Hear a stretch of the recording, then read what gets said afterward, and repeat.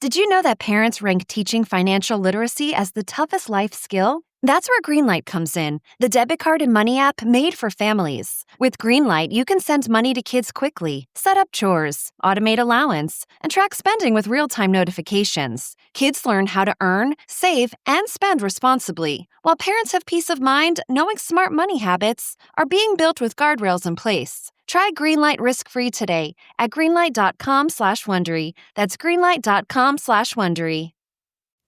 From 1989 to 1995, Nurse Kristen Gilbert murdered 4 of her patients at the Veterans Affairs Medical Center in Massachusetts, and she's suspected of killing dozens more. On Mind of a Monster, a podcast from ID, criminal psychologist Dr. Michelle Ward dives into Kristen Gilbert's twisted mind to try and find out why she killed her patients and how she was able to do it in front of her colleagues. She speaks with detectives, journalists, nurses, and victims' families to unpack Gilbert's life and crimes on Ward C. Listen to Mind of a Monster, The Killer Nurse, wherever you get your podcasts.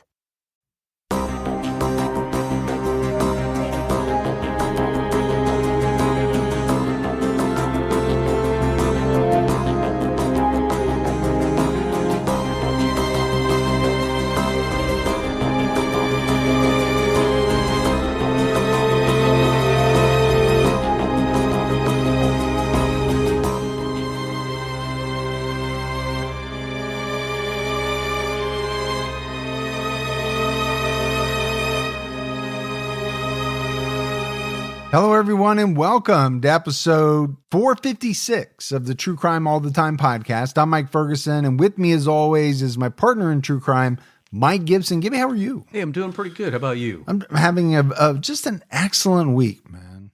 Excellent, Ted. Excellent. Yeah, just a lot of fun. Yeah. To be honest with you.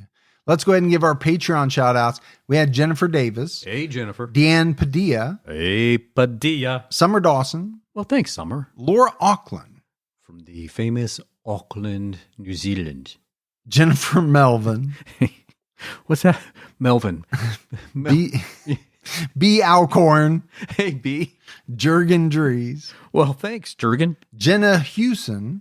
Hewson. And last but not least, Debbie Andrew. Oh, thanks, Debbie. And then if we go back into the vault, this week we selected Monica Holloway. Hey, Monica. Yeah, so we appreciate the new Patreon support, the continued support. We also had a great PayPal donation from Henry Urquila. And I don't know if I'm saying that correctly, but that's what I'm going with. I'm going to say it's Urquila. Okay, I'm sure that's closer. Yeah.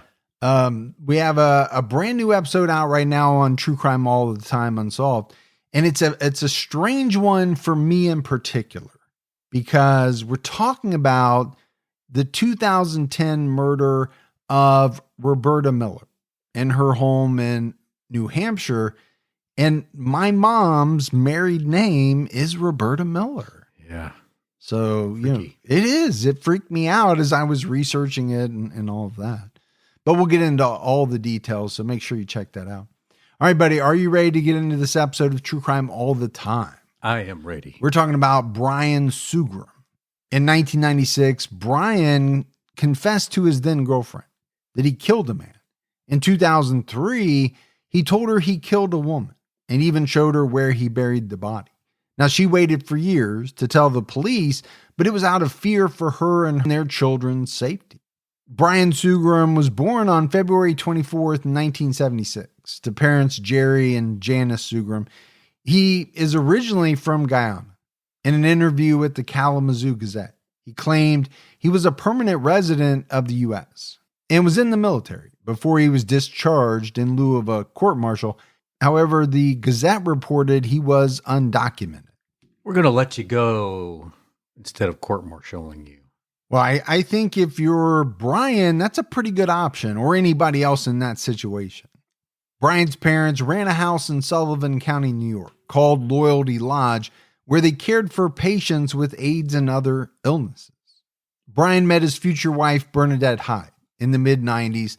She was 16 at the time they met. Bernadette lived in Pennsylvania near the New York state border. She recalled that one summer she was going to her cousin's house to pick him up so they could go swimming. Brian just kind of walked out of the woods behind that house. His parents lived nearby. Kind of spooky? Well, it could be, but, Bernadette said she was curious about him. It was the first time a guy was interested in her. She noted that she also came from a family of 6 kids and had never had that kind of individual attention before. I've done something like that before. With my second girlfriend, I just kind of walked out of the cornfield. Just scared her? Yeah, and she's like, what are you doing? I'm like, I was just hanging out with the other children. Of the corn? Yeah. I got you. The two started dating and fell in love. Brian visited Bernadette while she was waiting tables at a restaurant in Pennsylvania, often leaving her love notes during her shift. And I think this is something that, so many people have experienced, those beginning stages of love is a very exhilarating time. It really is. The hormones are racing, the emotions are intense. The honeymoon phase. The first time Bernadette ever saw Brian being violent was in 1995. He was living with her brothers in New York and caught them smoking marijuana. Brian forced her brothers into a car, then picked up Bernadette and her friend. Bernadette told the Kalamazoo Gazette, "He elbowed my brother's nose with us in his car, and he had a knife to my other brother's throat." All right. Seems like a little tense moment. Yeah, Brian broke one brother's nose and both of the other brother's legs because he thought they were bad influences on Bernadette. It seems over the top. You mean the reaction in comparison to the crime, quote unquote, as he viewed it? Yeah. Yeah. You're breaking one kid's nose and 2 of the other guy's legs? Bernadette said she always remembered seeing the look in Brian's eyes for the first time. They were blank, angry. Nothing else matters right now. I don't feel anything else about anybody. It's all about me and what I'm doing. Kind of a creepy look, sounds like. Yeah, but I also think that experience would be a deal breaker for a lot of people. To see not only that type of violence, but perpetrated against your own family members, your 2 brothers. I think it would be hard to recover from that. And to continue on with the relationship. Yeah. Bernadette said that during their relationship, she saw this expression approximately every 10 days. That's scary. It is, because that's pretty often. But she was in love, and she wanted to help Brian become a better person. The incident with her brothers was the first time she realized how much he needed her. She recounted his apology to the Gazette, saying, "He sits down on the front porch. I sit next to him. I end up on his lap because he's crying. He said, 'I didn't mean for it to get out of control, but the drugs are so bad for you. I'm a bad person. Can you love me anyway?'" Bernadette's brothers chose to press charges. Brian fled to Canada to avoid the police. He sent Bernadette letters while he was away and brought up the topic of marriage. She told him he needed to clean up his act first. I would say absolutely he does. Yeah, we all know what a big commitment marriage is. I don't think that's the one thing you want to have in the back of your mind as you're going into it. Brian eventually came back to the U.S. and turned himself into the police. Bernadette and her mother helped him get a lawyer, and he was sentenced to probation. Wonder how the brothers felt about this. Wait, my sister and my mom are helping this guy get an attorney? Well, and my sister's still with him, right? In a relationship after what he did to us. Bernadette's mother, Maria Hyde, said, "She was so in love with him, and I knew no matter what we said, there was no tearing her away from him. I knew I had to wait for her to reach out to me when it came to Brian. So I helped her get a lawyer. My sons were not happy with that." I'm sure they weren't. Just like you said. One day in 1996, Brian shocked Bernadette by telling her he did something really bad. He claimed he killed someone the night before, but he didn't give any further details at the time. Bernadette told the Gazette, "Part of me was in disbelief. with the first murder confession, at that point, I needed to be his savior. It's hard to remember my reaction, but I remember clearly him telling me that. But at that time, life was upside down anyway. So, I mean, we have to talk about this, right? Your significant other comes to you and says, I did something really bad. I killed someone last night. All right. What are you doing with that information? Yeah, I'm sorry, but I have to go to the authorities. Yeah, I think a lot of people would say that. Now, and at the very least, you got to look for a way out of this relationship. Well, for sure, yeah. And maybe both, right? How do I accomplish both of those things? How can I help this person, but also get myself far, far away from this? Brian became a suspect in the murder of 60-year-old Demetrius Carter, who was found dead on March 1st, 1996, in the basement of Brian's parents' house. Brian's father reported Carter missing 2 days earlier and told police he hadn't been seen since February 26. Carter had been living in the boarding home for about 14 months. A search party looked for Carter. His body was bound with duct tape and rolled in a rug. And my thought is, pretty hard not to say homicide at that point. Right. Based on those details.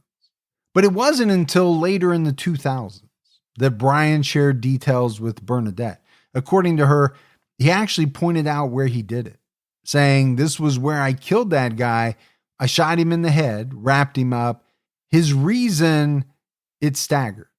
But for the first time, he said it was meant to be his father. And then he said he knew this guy had AIDS, no life, and it didn't matter if he lived or died. But she also added, I think he just wanted to kill somebody. Which is scary. Well, I think anybody like that is scary, right?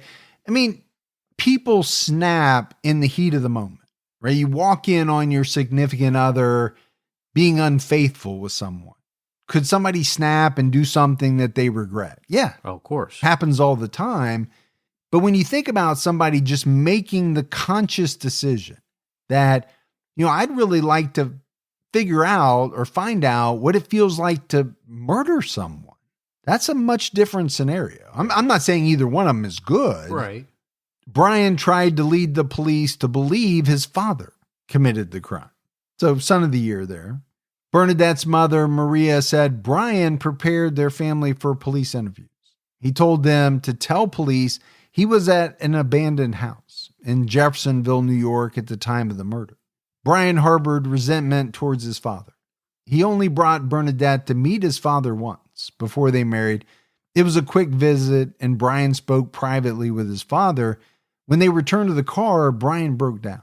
But Brian wasn't charged with the murder, and the case went cold. So they might have thought it was him, but obviously they didn't have the evidence they needed to move forward with it. He and Bernadette moved into an apartment while she finished high school. They got married on June 22nd, 1997. Bernadette was 19 and Brian was 21. So, she stayed with him because she loved him. She stayed with him because she wanted to be his savior. Which is not uncommon, right? There are people who feel as though in their heart, they can help someone. They can fix someone. And maybe for some, there's even an attraction to that. I think there's a lot of people in relationships out there that are fixers. They think they can make the person they're in a relationship with a better person. Bernadette told the Kalamazoo Gazette that Brian was always controlling, but he gradually became verbally and emotionally abusive. It later escalated into physical abuse. Bernadette suspected Brian was cheating not long after they married. In 1999, Bernadette moved to Florida with a friend, but she didn't file for divorce. Brian followed her and attempted to reconcile. Bernadette became pregnant. And about 6 months into that pregnancy, she realized it wasn't working out. Bernadette said Brian must have been using drugs, but she didn't know at the time. Still, she hoped the baby would be their new beginning. Well, that's a rough thing to bank on. Hoping this new baby will bring us back together. Or closer together. Yeah. But let's face it, it wouldn't be the first time that people have tried that. Oh, absolutely. I think that's happened I know it's happened to people I know. They thought having a baby, having kids would make their marriage better. And maybe sometimes it works, sometimes it doesn't. All Bernadette ever wanted was to have a family and be a good wife to Brian. Brian told her she rushed things and got pregnant on purpose to trap him. At one point, Bernadette threatened to leave if he was not more supportive. In response, Brian bought her a bus ticket and left it on the table. Bernadette took it and went to New York. He called her bluff? Yeah, he did. I mean, I think you're also getting a real good picture of this guy. Yeah. I mean, number one, he's very cold. Seems so. And we know, as Bernadette has said, he was emotionally abusive, physically abusive, on top of being verbally abusive. Brian showed up a week before their daughter was born and told her he loved her and they could make it work. Bernadette went into labor on February 24th, 2000. That day, they were visiting the woman who was Brian's unofficial foster mother. They showed up late for their visit, which upset her. Then Brian became upset. He hit his foster mom, threw her on the floor, and as they were struggling, Bernadette's water broke. The foster mother kicked them out of the house. There's a lot going on here, dude. There is. Wow. Their daughter, Sky, was born the next day. I just think this relationship has a lot of negativity going on with it. Yeah, I'm sure it did.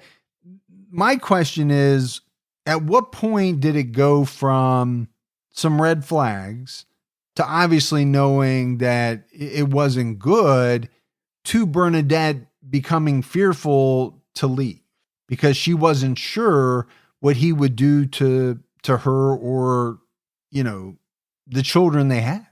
Most of their belongings were still in Florida, but family in Michigan offered to help. The couple moved to Michigan that year.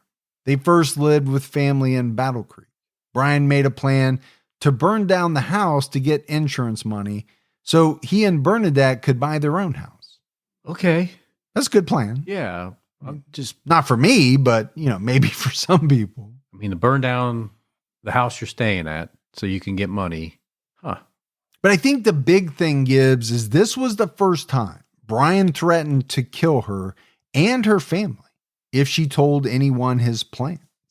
So I asked the question, right? At what point did the I love you, I want to help you switch to, I'd like to get out of here, but I'm too scared. Yeah. And I think we're probably getting into that territory. After the fire, they used the money to move into a house in Kalamazoo. No one was ever charged with arson per the Gazette. But money was always a struggle. Brian never kept a job long and changed his mind often about his career path. Bernadette paid the bills. She couldn't discuss her financial concerns with Brian because he would make it seem like their money problems were her fault. And, is this not a trait that you see with a lot of guys like this? They're not pulling their weight. They're not doing the things that they should be doing to take care of the family, but they're somehow putting it all back on the other person who is actually working and holding down a job. And I'm sure taking care of the baby and making dinner and keeping the house clean probably as well. Making her question her own self. Like, well, I thought I was doing everything right, but maybe I'm not. Yeah. Is that the term gaslighting? It is. Okay. I thought it was, but I'd sometimes get confused on what that is. Yeah. In 2001, Brian's brother, Anil Christopher Sugrim, was killed in a motorcycle accident. Brian was close with his brother and was deeply affected by his death.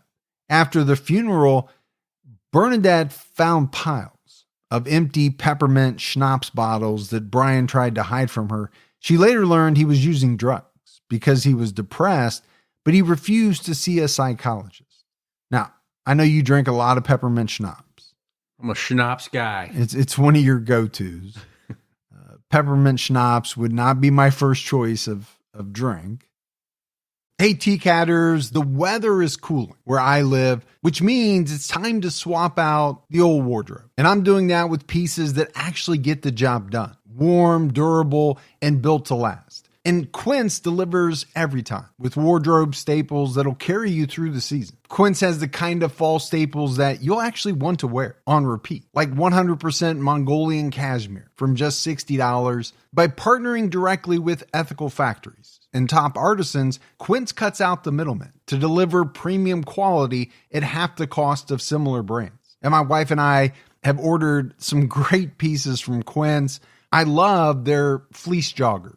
And I often wear their zip-up Mongolian cashmere sweater in the studio. My daughter actually loves their bedding. So layer up this fall with pieces that feel as good as they look. Go to quince.com/TCAT for free shipping on your order and 365-day returns. Now available in Canada too. That's QUINCE.com/TCATT. Free shipping and 365-day returns. Quince.com/TCAT.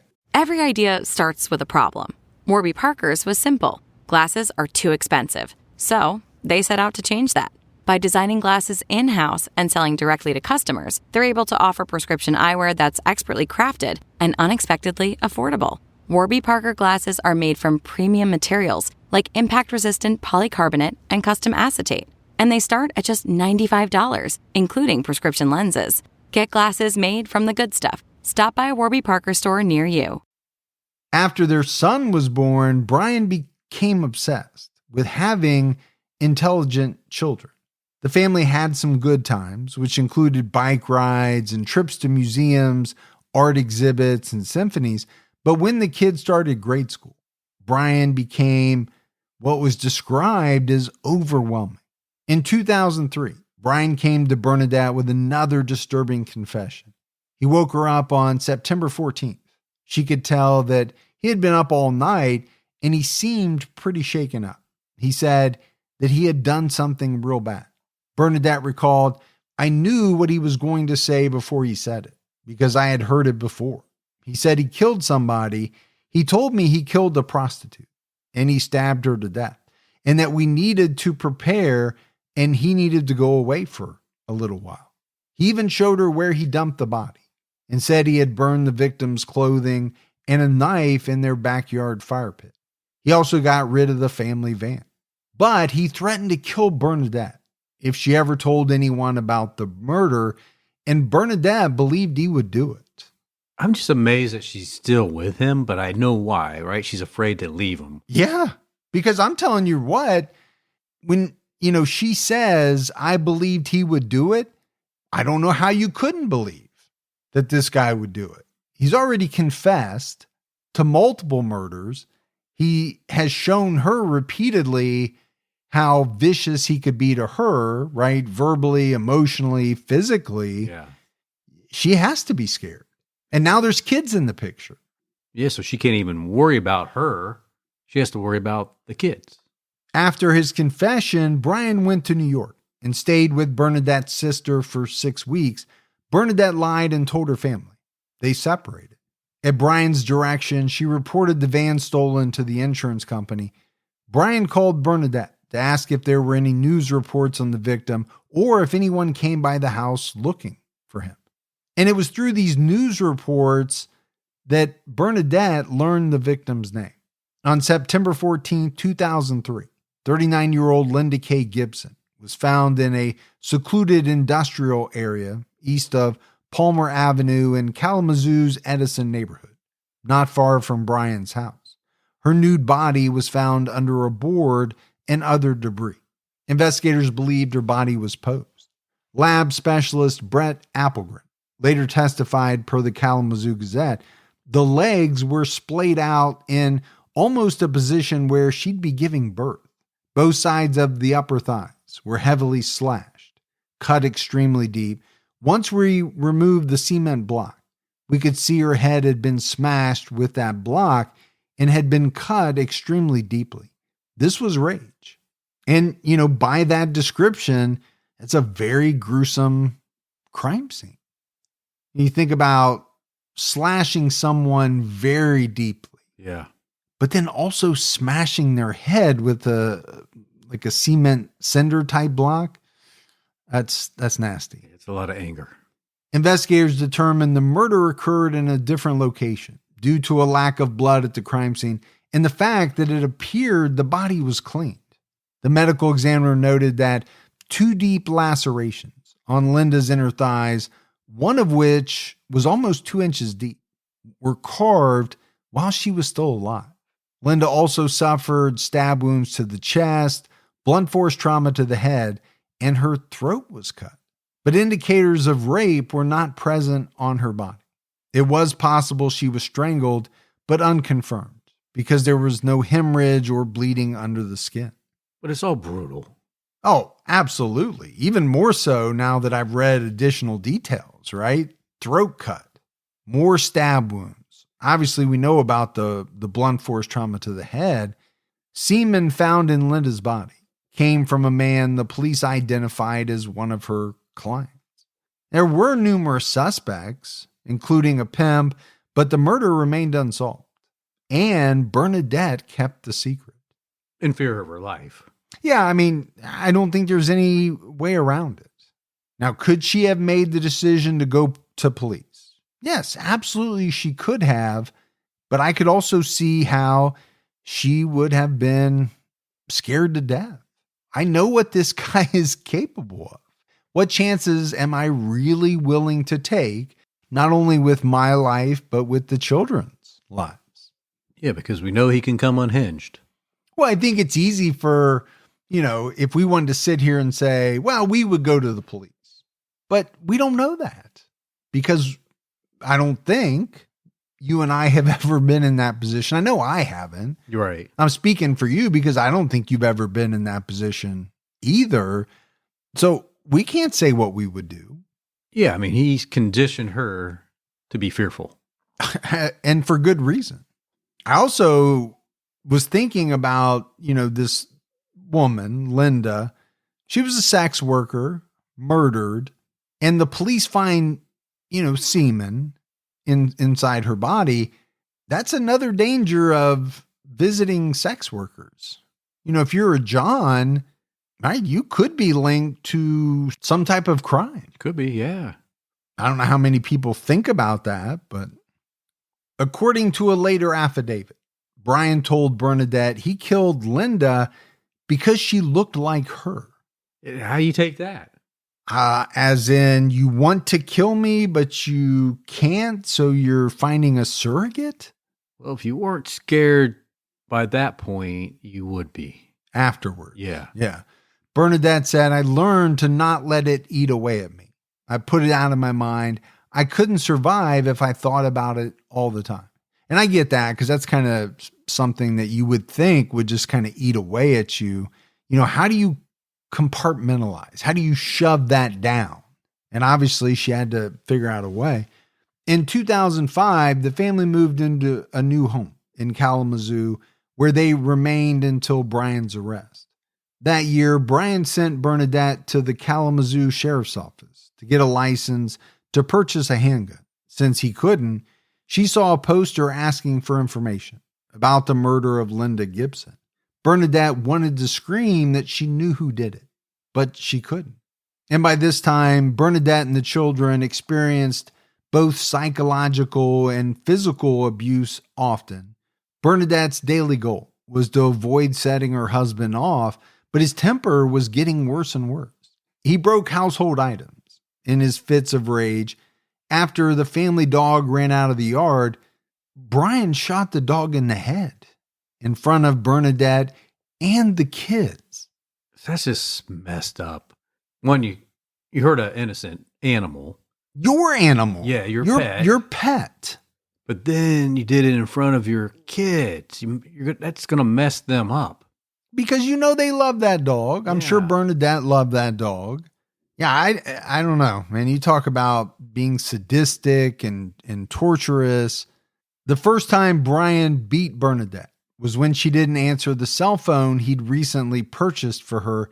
He hit her repeatedly and told her she needed to live up to his standards. If she didn't, he would kill her and make it seem like an accident. Afterwards, he told her he loved her and they could move past it.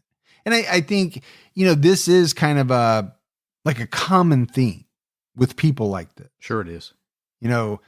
I'm doing horrible things to you, but then I'm apologizing and I'm trying to make it all better. Yet I'm just going to turn around and do horrible things to you again. And it's just a vicious cycle. But then I'm also going to say, I'll look past this and we'll move on. Like, is he trying to blame it on her? Like, this is your fault. I'm going to look past it and we'll move on because I want to stay with you. Yeah, it's very narcissistic, right? To me. Yeah. Brian once woke Bernadette up by pointing a shotgun at her head. He brought her to the dining room and waved the gun around while ranting about all the things she wasn't doing right. Brian also strictly controlled the family's daily life. He required Bernadette and the kids to carry a knife for self-defense. He trained in martial arts, and he kept knives, swords, and guns in the home. Scary. Well, it was said every Monday he made his family practice kickboxing for about 3 hours. And he didn't care that he hit Bernadette hard enough to leave bruises. He even made the kids fight each other and threatened to punch them if they took it too easy on each other. It kind of reminds me of the accountant. I was thinking the exact same thing. Yeah. The father in that was pretty rough on the boys. Yeah, he was. And they both turned out to be assassins, not to give the movie away, but I mean, most families have like movie Monday, game night, or Taco Tuesday, but not kickboxing Monday. Well, this was every night, 3 hours of kickboxing. It's a lot of kickboxing going on the Mondays. And it sounds like, he's kickboxing Bernadette and beating the you-know-what out of her and then having the kids fight each other. Bernadette and the kids learned how to appease Brian the best they could. They kept to a strict routine. Bernadette took the kids to school before Brian woke up because he got irritated by noise. She scheduled parent conferences for times he couldn't attend. The kids had to complete lessons in their notebooks every morning. Bernadette always checked them because if the kids made an error on something they'd covered before, they would get a beating. Very strict dad. Bernadette said that Brian would whip the kids with a belt 2 or 3 times, but when they started to pull away, he kept going. If they hid behind her, she would get whipped too. If she intervened, Brian hit harder. Wow. So this guy is a POS of the highest order. He is. I mean, he is just a nasty, nasty person to his wife and kids. This is aside from the fact that he has told her he's murdered 2 people. Just physically abusive. According to Bernadette, he called us pieces of shit, sluts, bastards. He told us, in this moment, I hate you. He had no qualms about saying that. And afterwards, he'd say, I love you. But that doesn't mean I don't mean what I said. I did hate you. What he said verbally hurt more than the hitting. There's the verbal abuse, right? And that mentally can really mess people up. Oh, and the back and forth. I hate you. I hate you. I hate you. I love you. You're a piece of you know what, but I love you and we'll get past the things that you are doing. Yeah. Because I'm perfect. Yeah, exactly. I'm not doing anything wrong. I'm trying to live with the mistakes you're making. In October 2009, Bernadette was picking up Brian's family from the airport when she had a heart attack. She was clinically dead for 7 minutes and was on a breathing machine for 4 days. She had never had heart problems before and believes it was caused by stress. Surprised she didn't get in trouble for having a heart attack. Well, I mean, let's talk about stress. You know, as we're going through these details, I can only imagine her stress level. You know, we use that term walking on eggshells. Right. This is walking on eggshells. You do not know when this man is going to fly into a rage. And I would imagine that would be about as stressful as it gets. And it's no way to live. Terrible way to live. While she was in the hospital, Brian's sister left a letter in her dresser, begging her to leave him. She never saw Brian's sister, mother, or brother again. So that's interesting, right? Brian's sister obviously has some inkling of what's going on because she's saying, hey, you need to leave my brother. Yeah, he's bad news for you.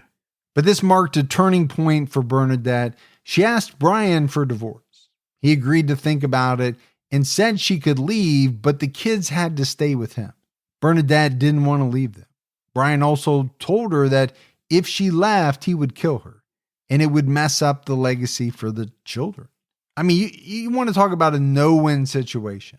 You're making the move to leave. Right. But he is saying, okay, you can leave, but the kids can't go. Now, at the same time, he's also saying that if she does leave, I'll kill you.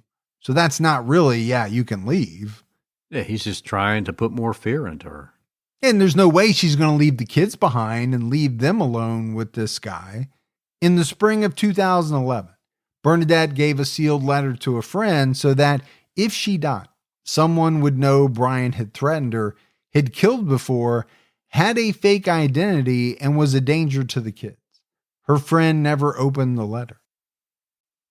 Audible's romance collection has something to satisfy every side of you. When it comes to what kind of romance you're into, you don't have to choose just one. Fancy a dalliance with a duke, or maybe a steamy billionaire. You could find a book boyfriend in the city and another one tearing it up on the hockey field. And if nothing on this earth satisfies, you can always find love in another realm. Discover modern rom-coms from authors like Lily Chu and Ali Hazelwood, the latest romantasy series from Sarah J. Maas and Rebecca Yarros, plus Regency favorites like Bridgerton and Outlander. And of course, all the really steamy stuff. Your first great love story is free when you sign up for a free 30-day trial at audible.com/Wondery. That's audible.com/Wondery.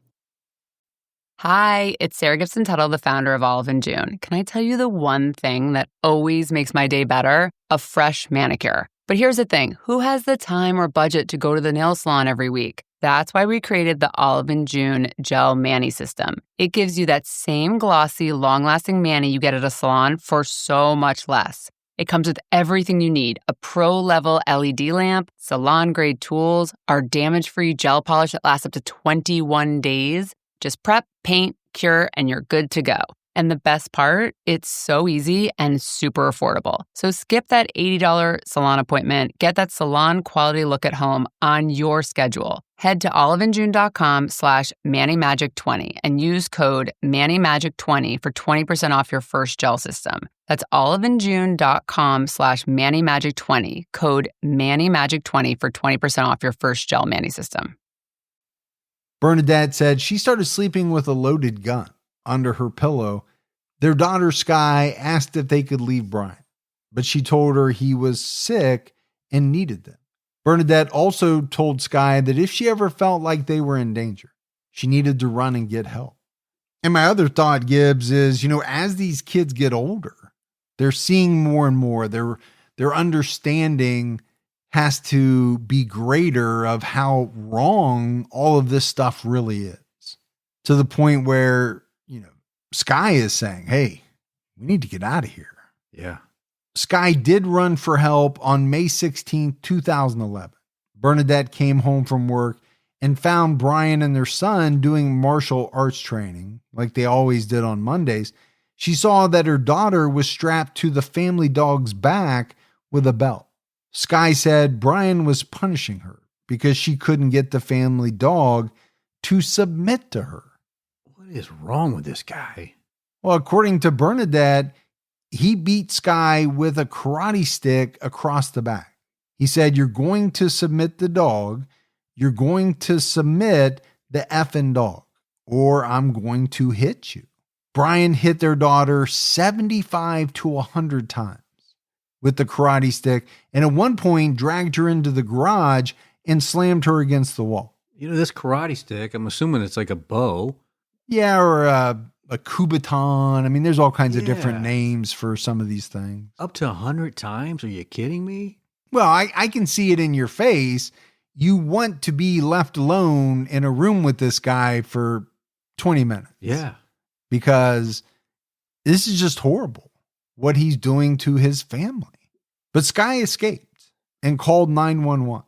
deputies arrived and arrested Brian, Bernadette told a responding officer, "If you don't take him into custody, he will kill us all before the night is through." And that night, while at the hospital with her daughter, Bernadette told the police about Brian's past confessions. Authorities started an investigation and shared Bernadette's statement with New York authorities. Police searched the family's former home. On May 31st, 2011, officers removed items from the old fire pit, including buttons, a watch, and a burned knife. They also took a brick, a rope, and a wallboard from the garage with a stain on it. Luckily, they could still find these things. Yeah, well, let's face it, burning stuff in a pit or a barrel or whatever doesn't completely always get rid of it. Now, it is still kind of amazing that it's still there, right? Somebody didn't scoop it up, throw it away. Somebody later on who bought the house. In June, police sought warrants to obtain Brian's student records from Western Michigan University and records from the university bookstore and library. Police sought similar records for Brian and his deceased brother Anil from Kalamazoo Valley Community College. Brian attended both schools between 2003 and 2011 and had assumed his brother's identity. So essentially, there's nothing that this guy is, not willing to do. On July 11, 2011, Brian was sentenced to 56 months to 10 years in prison after pleading no contest to assault with intent to do great bodily harm, less than murder for attacking his daughter. Charges of felonious assault, child abuse, and domestic violence were dismissed. And that same day, he was arraigned on one count of first-degree murder. Well, I guess it's good, right? The first case, it's less than 5 years, but it gets him locked up where they can keep an eye on him. Yeah, it's essentially 5 to 10 years is what he got. I think it could have been a lot more if the, felonious assault, child abuse, domestic violence charges weren't dismissed, but maybe that was needed to get him to plead guilty and not fight it.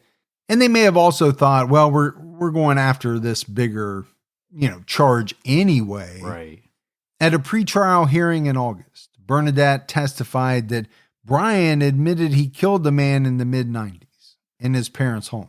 He admitted to killing Linda Gibson in 2003, but she never came forward because she feared he would kill her family, and their kids. At one point, the prosecutor asked Bernadette why Brian would want to kill her. She answered, "Because I reminded him of stupidity." But Bernadette testified that Brian told her he couldn't kill her because he needed me to raise the children.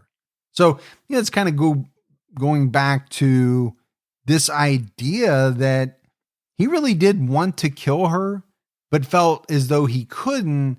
So he found another woman to take his anger out that he had, for his wife. Yeah, because substitute. At the hearing, Bernadette testified that Brian said he killed Linda in the family van before he dumped her body. Her testimony confirmed authorities' belief that the murder occurred elsewhere. Brian cleaned the van with bleach and had a friend crush the vehicle. It was never found. Brian's attorney asked Bernadette why she didn't contact the police while Brian was in New York. In the fall of 2003, Bernadette said, "I was afraid he would hurt me, my children, or my family. He was in New York, where all my family lives, and he has told me he would kill them." Bernadette testified about the May 16, 2011 incident and said she finally talked to the police because I knew if he got out, he would hurt us and he would kill us, all of us. And, I think it's very tough. I know a defense attorney has to do it, but, to question this woman who has been the recipient of just, this awful, awful behavior, like we detailed out, right? Verbal, emotional, physical abuse. The kids were also recipients of that as well. Yeah, you're going to have to ask the question. But I think a lot of people listening will sympathize with this woman, what she went through, and how scared she probably was. that if she did go to the police, he would make good on all his threats. Bernadette also spoke about the letter she gave to a friend weeks before the May incident. It said in part, "My husband, Brian Sugrim, has threatened my life. If he succeeds, he would make it look like an accident or a suicide. I'm telling you this because my children are not safe with him. My children fear him and say and do anything to keep him happy. I have no choice but to stay and try to make the best of it." In August 2011, Arthur Hawker, chief of patrol for the Sullivan County Sheriff's Office in New York, said police exhausted leads in the Demetrius Carter murder case, and the investigation had not been active until after Brian was arrested.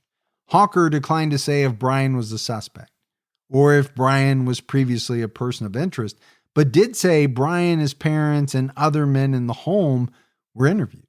In an affidavit for a search warrant, a senior investigator with the New York State Police told Kalamazoo detective Greg Cordes that Brian was the prime suspect in the Carter case, and the police found he had purchased books on how to kill people. On how to kill people. Wow. Well, I guess you can get a book on almost anything, so.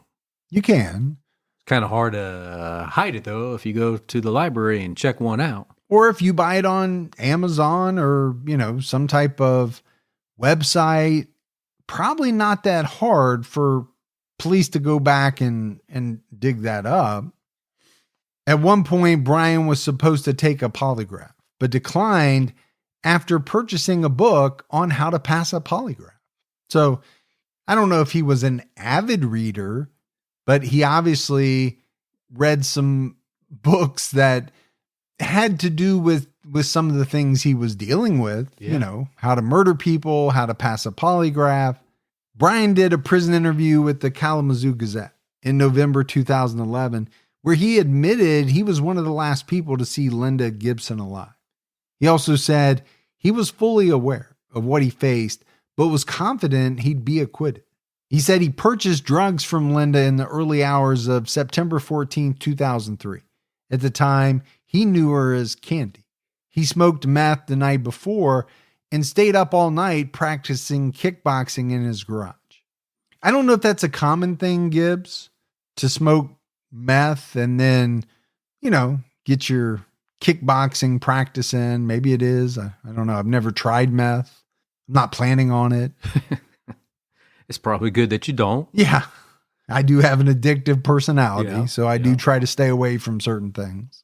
Well, yeah, maybe, for him, it made him want to do something, and that was the kickboxing.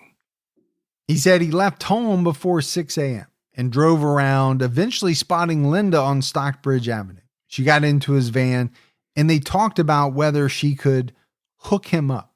He drove her to the corner of Reed and March Streets. She got out and told him to meet her near Tower Automotive on Palmer Avenue. He was sitting in his van smoking and drinking beer. When Linda walked up with a man she referred to as D or T, Linda and the man got into his van. He and Linda began taking hits off her crack pipe as the drugs took effect. The man who showed up with Linda pulled out a gun and put it to his head. This scared Linda, and she got out of the van and began walking towards the railroad tracks. The man told Brian he got lucky, then got out of the van and began following Linda. He never saw either of them again. He drove around and then went home. Okay, so, here again, a story that a defendant, has to craft. Yeah, I was with Linda, but she brought somebody else along. This guy pulled a gun. Linda hopped out of the van and this guy went after her. He didn't harm me. He went after Linda. Yeah, just deflect this whole thing over to this other mystery guy. And then after Linda's body was found, Brian was afraid the police would identify him as a suspect, just like they did in New York. He explained his thoughts at the time by saying, "Don't bring yourself forward because they will stop with you. I don't trust the cops. I knew exactly where that investigation would stop, and it would stop at me." Instead, according to Brian, he and Bernadette made a plan for him to leave town. He took the van to New York. He stayed for a week and returned home. Bernadette kept track of the case through the news reports, but he didn't read them because he didn't want to know the specifics of how Linda died. Brian explained, in me, it would have brought it too close. I would have felt a personal responsibility. I feel bad for the way it all happened. I wish she hadn't died, but I didn't kill her. He also said he had no confirmation of the identity of the woman found dead, but he assumed it was Linda because he had seen her near that location. And as I said before, right, he said he didn't know her real name until 2011. But to me, this guy saying, well, I didn't want to know, right, the specifics of how she died, that would have brought it home. I would have felt personally responsible. You were personally responsible. That's why you would have felt that way. Well, you didn't need the specifics because you already knew them. That's part of it. But, it's just a bunch of horse doovers. That's all it is. Horse what? Horse doovers. Oh, okay. Haven't been around any horse doovers for a while. Not that you know of. Well, that's true. If you're shopping while working, eating, or even listening to this podcast, then you know and love the thrill of a deal. But are you getting the deal and cash back? Rakuten shoppers do. They get the brands they love, savings, and cash back. And you can get it too. Start getting cash back at your favorite stores like Target, Sephora, and even Expedia. Stack sales on top of cash back and feel what it's like to know you're maximizing the savings. It's easy to use, and you get your cash back sent to you through PayPal or check. The idea is simple. Stores pay Rakuten for sending them shoppers, and Rakuten shares the money with you as cash back. Download the free Rakuten app or go to Rakuten.com to start saving today. It's the most rewarding way to shop. That's Rakuten, Rakuten.com. Brian briefly returned to Kalamazoo so he could get rid of the van. He returned to New York and stayed until October 2003. He declined to elaborate on what happened to the van, only telling the Gazette the van no longer exists. When asked why he went to such lengths to leave town and get rid of the van, Brian said he acted out of fear after what he went through in New York. When asked if he did anything with Linda in his van other than drugs, he declined to comment, but said she was a sex worker. Okay. Kind of just leaving that open for the imagination. Yeah, I mean, I think a lot of times when people decline to comment, you can read between the lines. But it's also, this whole thing of, why did you need to clean the van? Why did you need to crush the van and literally get rid of its existence? Right. Because you were fearful the police were going to pin it on you, or you knew most likely that there was probably DNA in there. Yeah, evidence. Brian claimed that he returned home in October 2003. He stopped drinking and using drugs and began pursuing a master's degree. He was working at Western Michigan University as an airplane mechanic before he was arrested. So he's got to throw some good stuff in there, right? Hey, I stopped drinking. I stopped using drugs. I'm going after my master's degree. I've got a job. I'm a better man. I'm a model citizen. Yeah, I mean, that's what he wants the jury to believe, right? He denied telling his wife that he killed Linda and denied abusing his family other than the May 2011 incident. He claimed he recalled very little, but didn't deny that it happened. He was on medication from nose surgery and pain medicine Bernadette gave him. Brian said, it happened. We got there. I'm just not exactly sure how. I thought I had spanked her. So again, who is he blaming for this whole thing? Bernadette. Sure. Yeah. Bernadette gave me this pain medicine, and then after that, I don't remember anything. I thought I spanked her. I didn't realize that I hit her 100 times with the karate stick. And it never fails to amaze me how, people's memories are fuzzy when it comes to, certain things. But in others, they're crystal clear. When he's telling the story of why he couldn't have killed Linda, he's crystal clear, right, on all the things. But when it comes to this 2011 incident, he's very fuzzy. And he's also blaming the bulk of it on Bernadette. He also claimed that Bernadette had a medical incident in 2009 that affected her brain and caused her to have what he called blended memories. He said, "My wife has adopted an entirely altered reality. She's given 3 different versions of what happened. I would tell her she's not telling the truth." He claimed he and Bernadette rarely argued before the incident, but her condition strained their relationship and his relationship with the children. So he is really making himself out to be the good guy. Sure he is. He's making Bernadette out to be, a person who doesn't really know what reality is. Brian's trial started on February 8th, 2012. Prosecutor Stuart Fenton told the jury that Brian killed Linda Gibson in his family van. Understanding why required insight into his mind. Felton said the defendant thinks extremely highly of himself. He doesn't tolerate stupidity. He doesn't suffer fools. In his own words, he said, "Evil cannot thrive without stupidity. His form of evil is counting on your stupidity." Fenton also described Bernadette's testimony as 100% credible. That's a lot of confidence. Yeah, 100% is pretty high.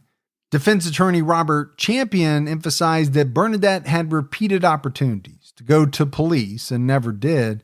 And on the surface of that statement, it is true, right? I'm sure she did have many opportunities to go. But I think you also have to factor in the fear for her safety, the fear for, the safety of her children. Kalamazoo Department of Public Safety Assistant Chief Carrie Ann Thomas testified that Linda's body was posed for a shocking effect. Authorities also questioned the lack of blood at the crime scene. Mark Bush, a mechanic and former security guard at Parker ABAX near the Palmer Avenue crime scene, provided blurry images of vehicles that passed the site on September 13th. He identified more than one image as a van or SUV. Eddie Schuck, who previously owned an asphalt plant near the site, saw a van going near the area where Linda was found around 8 a.m. on September 14th, then heading in the opposite direction less than a half hour later. Brandy Davis, a former sex worker who went by the name Candy, testified that she and Linda were with clients earlier in the night before getting into Brian's van on September 14, 2003. Brian was a regular client on the street. Brian was driving and Linda was in the passenger seat. Davis wasn't sure when the conversation went sour, but she knew it happened when they were parked behind factories in the Edison neighborhood. Davis testified per the Gazette, "We thought we were making more money. I saw my friend get out, and the next thing I know, she was laying on the ground. I left her there fighting with him, and it's the last time I saw Linda. I saw a silver, shiny object when he reached in his back pocket." Davis said, "She was swinging and fighting, and I got out and opened the side of the van and took off running and left her there fighting him. When I turned around, he was on top of her. He's the last person I saw Linda alive with." Davis, though, admitted to lying to the police about the Gibson case multiple times. She acknowledged that in one interview, she said the killer was her ex because she wanted him out of her life. When asked if she felt guilty, she said, "I was a prostitute. The only thing I cared about was my next fix. I was using drugs all day, every day. I ran out on my best friend." According to Davis, Linda was wearing blue Gap shorts and a wristwatch the night she was killed. Lead investigator Greg Cortez testified that when the police searched the fire pit in the former family home, they found a small watch face, buckles, and Gap buttons, as well as the remnants of a knife. When asked whether Davis admitted to him that she was there the night of the murder, he said he didn't ask. "She didn't tell me she saw the murder, and she didn't deny it. My purpose was to see if she knew Sugrim and if she had information." So, I think it's pretty damning, right? It puts Linda in the van with Brian.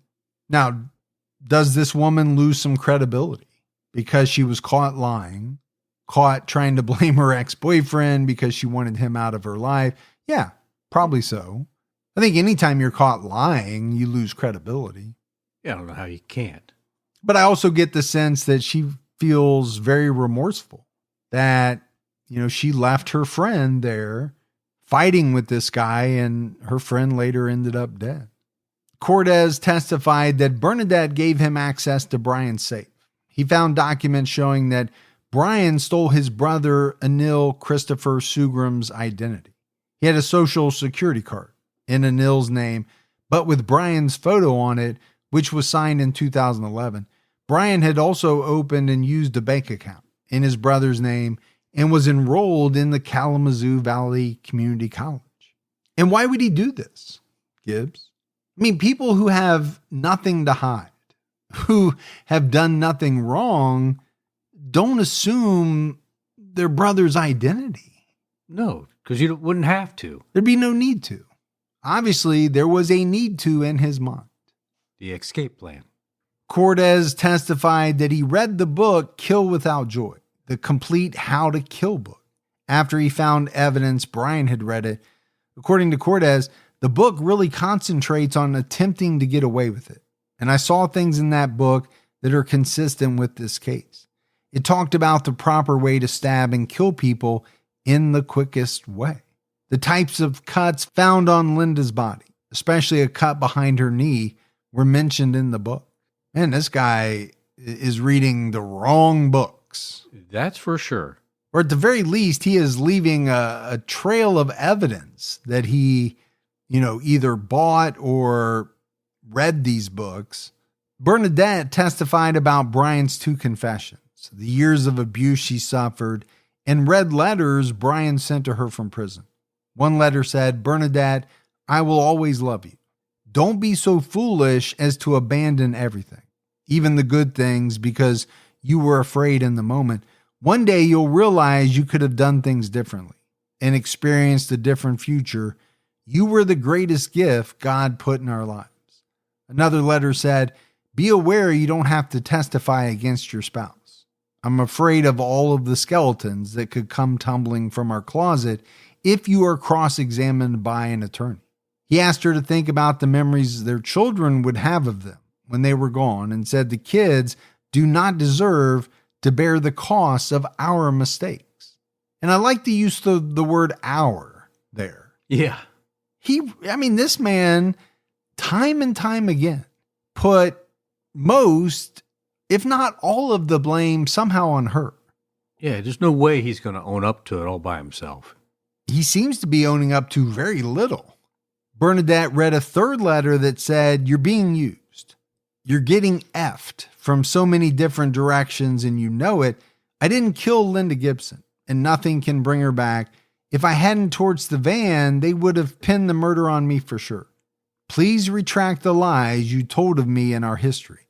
These people are going to try to kill me and ruin my reputation forever." If I didn't burn the van, well, the only reason that would be true is because her DNA would be in there. And something really bad happened inside that van. Yeah. But he's trying to do what he always does, and he's trying to blame her, make her feel bad, put it on her. How can you do this to me? Yeah, it's not just deflecting, right? A lot of people deflect. This is deflect and then also blame her for everything. I also like the line that these people are going to try to ruin my reputation. Yeah. What reputation do you have? You don't have a good one. It's in the dumper. I mean, nobody likes you. Your own family's scared to death of you. The jury also heard from Brian's daughter, Sky, who said, "We had to do everything perfect, and we were always scared. We had to keep him happy, and we did whatever we had to do that. He would yell, curse, and say rude names to me and my mother. It varied on the situation. Little things would displease him, like not doing a lesson on Rosetta Stone or the dishes not being washed." She testified about the May 2011 incident, as well as witnessing 2 of their dogs being shot in the head, her father shaving her head because of lice, and being punished for not keeping her brother out of trouble. Sky also testified he would say that if there is ever a problem and someone needed to be killed, he would do that. He didn't tell us about Linda Gibson or Demetrius, the man murdered in New York. He didn't tell us that he has killed people. And obviously you have to feel for this girl. Sure you do. And her brother as well. I mean, I think they both went through terrible, horrible things. I mean, their dad's a monster. And they lived through it. Tamara Hyde testified that she and her family lived with the Sugrims more than once, and at Bernadette's request, moved back in. When Brian went to New York in the fall of 2003, the couple claimed they were having marital problems. After Brian returned from Michigan, Tamara said they had a flag system in which he asked her to lower the flag in the front yard if someone, such as a police officer, was looking for him. Okay. You know, people who haven't done anything wrong don't need a flag system or an alert system. But we had that one alert system where you put something in the window to alert me. I have an alert system where my wife alerts me if you get too close to the house on a day you're not supposed to be here, but that's for a totally different reason. I mean, he makes himself look guilty with all of these different, things he did. She testified that Brian often gave his family direction and what they did and acted differently when they were in his presence, making sure he would find it fit. The kids would act less like children and more like adults, and Bernadette would end mid-conversation when he was around if she didn't think he'd approve it. Man, she even had to worry about the conversation. Yeah, I think it just further sheds light on, what kind of situation she was living in, the kids were living in. Again, going back to that walking on eggshells. Bernadette's cousin, Michael Hyde, testified that Brian threw his pocket knife in the backyard fire pit in October 2003 in letters Brian sent him from jail. Brian claimed the knife police found in the fire pit belonged to Hyde. So he's not above throwing anybody else under the bus. Neighbor and friend Tammy Hibner recalled Brian breaking down during a private conversation with her and her ex-boyfriend in 2004. He just switched from gleeful to, man, I'm so screwed up. He started crying and saying it should have been him to die rather than his brother. He said, I'm the evil one. He's the good one. I've done awful things.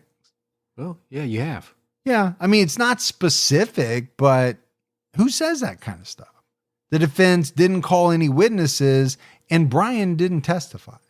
And when, the defense doesn't call witnesses, I'm always kind of like, well, who are they going to call?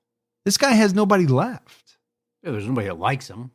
There's nobody that's going to say good things about him. So, I mean, I think as far as character witnesses, you're probably SOL.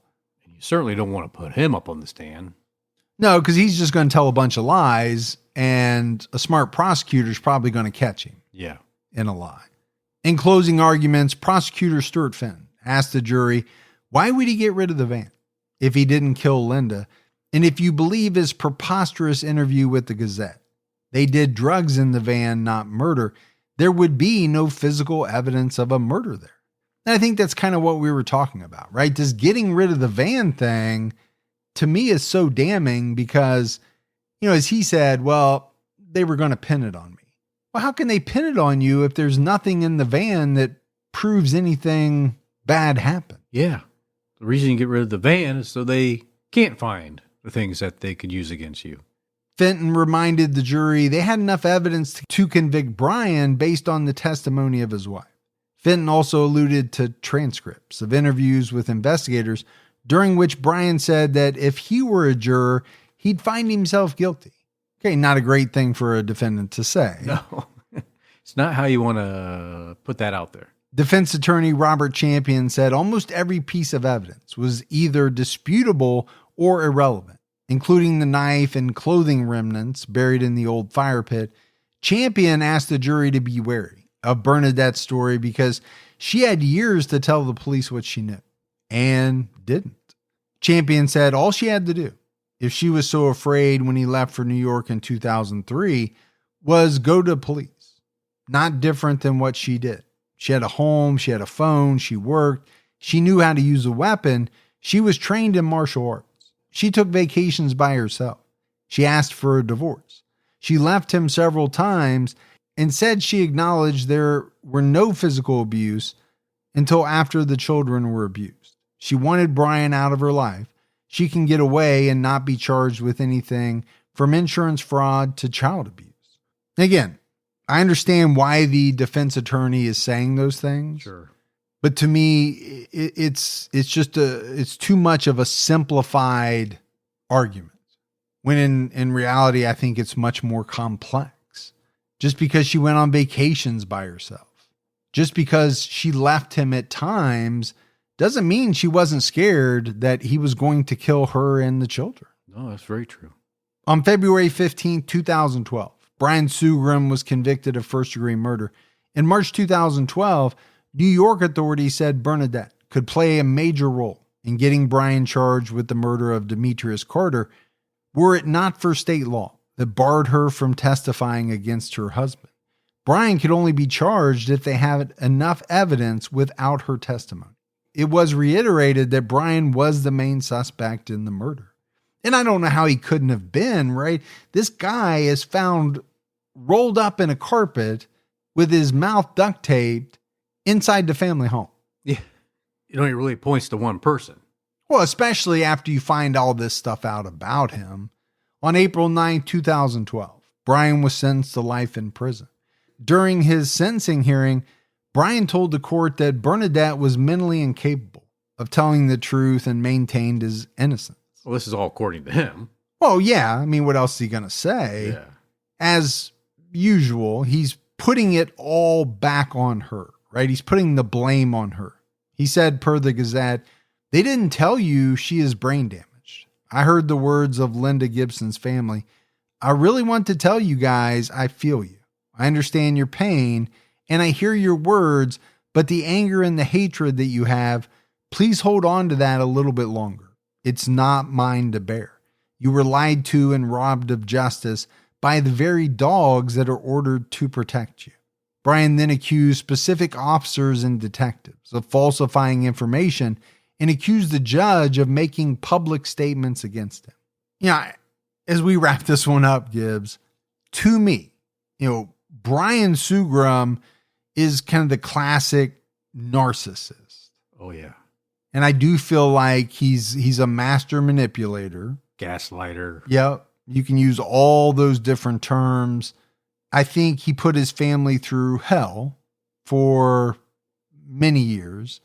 I think he had Bernadette to the point where she was scared for her life, the kids' lives. I also think he was a man who craved order and control. I agree. And especially control over other individuals. At any cost. Yeah. I mean, he was just an abusive piece of shit. I would agree with that statement. I think most people listening would as well. But Brian remains incarcerated in Michigan. For years, he controlled his family with psychological and physical abuse. And like I said, right, Bernadette and the kids lived in fear of him. So much so that she didn't go to the police on 2 different occasions when he confessed to murder. After Brian's daughter bravely escaped and called for help, Bernadette knew telling the truth would keep Brian away forever. Yeah. Because, let's face it, you can talk about whether she was right or wrong, for not going to the police. We have heard it from victims time and time again, right? One of the reasons why they didn't or they don't go to the police is because they're not confident something is going to be done. And if nothing is done to this person, what have you just caused? Right. You've caused the situation to probably escalate. It's not going to get better. It's going to get worse because you just went to the police. And if this person's not locked up, they're probably coming back after you. Well, I just hope that Bernadette and the kids are healing. And I hope that he is somebody's personal puppet in prison. Yeah, personal puppet is very descriptive. Yes. Kind of gives new meaning to that, using the whole fist there, Doc. I wasn't going to go there, but you did. I did. Again, I don't feel for these people. I don't either. So as much as you and I would never joke about victims, right? I have no problem joking about these types of individuals because what they did was horrible. Sure. So, if something happens to them in prison, it's okay. Yeah. I'll sleep well tonight. It's not going to affect me. He was a very bad person. Yeah, to his core. Yeah. I truly believe that. But that's it for our episode on Brian Sugrim. We got a voicemail. You want to check that out? Let's hear it. Hey, guys. I was just listening to the Tiffany Moyer episode, and I thought you'd like to know that Apodaca is a Hispanic last name. I don't guess anybody ever pointed that out to the white supremacist, but it does show you the irony of racial bias, because the people who engage in that are just so stupid, all of them. I hope Mr. Apodaca is getting what he deserves. Although, I don't know. Sounds like Machete Bob was kind of a bad guy, too. Who knows? Very confusing, all of it. Stay safe and keep your own time ticking. All right. Thanks for the voicemail. No, I was not aware that was a Hispanic last name. Now you know. And now I know. Not the first nor the last time that somebody's going to say, I hope he gets what he deserves in prison. But I do think that was a very confusing case, because you had victims who were not angels. Right. And so that always makes a case a little different. It does. But But in the end, the right people got what they deserved. Yeah, I agree with that. I mean, did they deserve more than what they got? Yeah, but... as is normally the case. Yeah. All right, we had nothing in the mailbag this week. So that's it, buddy, for another episode of True Crime All the Time. So for Mike and Gibby, stay safe and keep your own time ticking.